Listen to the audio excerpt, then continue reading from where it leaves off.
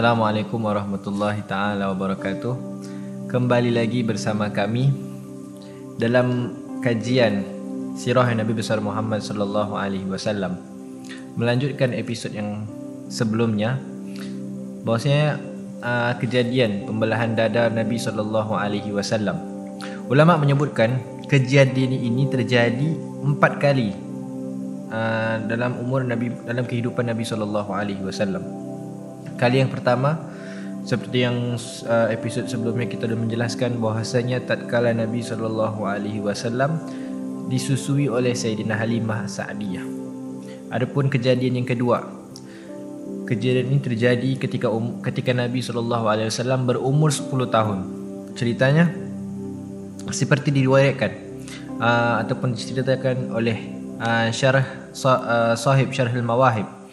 Ketika beliau berumur 10 tahun, kejadian yang ketika itu pada satu majlis, sahabat Sayyidina Abu Hurairah radhiyallahu taala anhu bertanya kepada Nabi, "Ya Rasulullah, apakah yang engkau alami tatkala pertama kali tanda kenabian yang muncul kepada engkau?"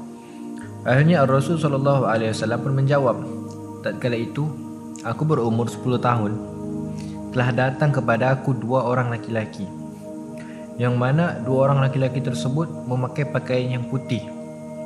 Dan ketika aku melihat kedua laki-laki tersebut, aku tidak pernah melihat wajah mereka di muka bumi ini yang sama seperti mereka. Dan juga aku melihat busana yang dipakai oleh kedua orang tersebut, yang mana busana tersebut tidak pernah dipakai oleh orang sebelum ini, baik pun setelah. Aku tidak pernah melihat mereka memakai apa yang dipakai oleh kedua laki-laki ini." Akhirnya kedua laki-laki tersebut membawaku, menuntunku, dan salah satu daripada mereka mengatakan, Ahu, apakah ini orangnya?" Salah satu menjawab, "Ya, ini orangnya, betul."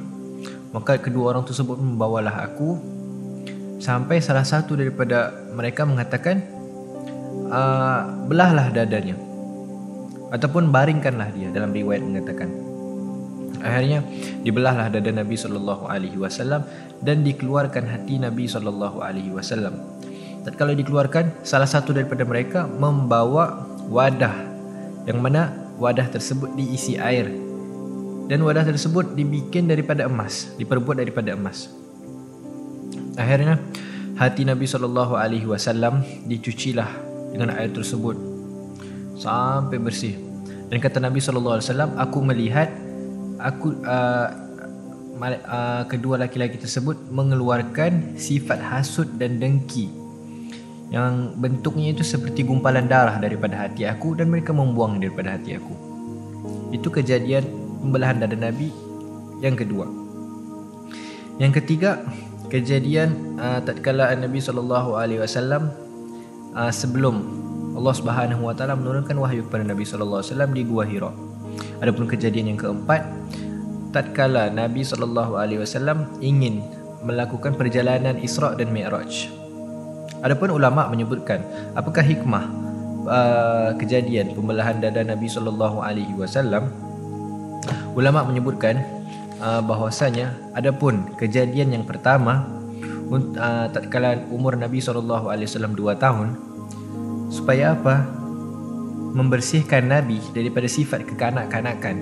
Maka Nabi SAW tumbuh dewasa dalam keadaan yang sempurna. Al-Habib Ali bin Muhammad Habsyi mengatakan, "Wa ma akhrajal amla min qalbi aza walakinnahum daduhu tuhran ala tuhrin." Tidaklah malaikat itu mengeluarkan kotoran daripada hati Nabi, akan tetapi mereka menambahkan kebaikan, kemuliaan ke atas Nabi SAW. Adapun kejadian kedua, apakah faedah kejadian pembelahan dada Nabi SAW ketika Nabi berumur 10 tahun?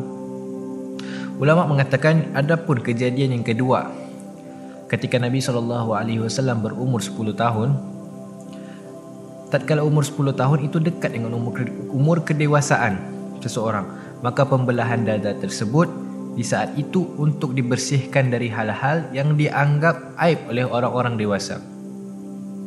Adapun kejadian ketiga, tatkala Nabi SAW sebelum diturunkan wahyu oleh Allah Subhanahu wa taala di Gua Hira, apakah faedah pembelahan dada Nabi SAW? Ulama mengatakan Al-Imam Al-Hafiz Ibn Hajar mengatakan adapun hikmahnya untuk menambahkan kemuliaan agar Nabi SAW menerima apa yang akan diwahyukan oleh Allah Subhanahu wa taala daripada ayat-ayat Al-Quran.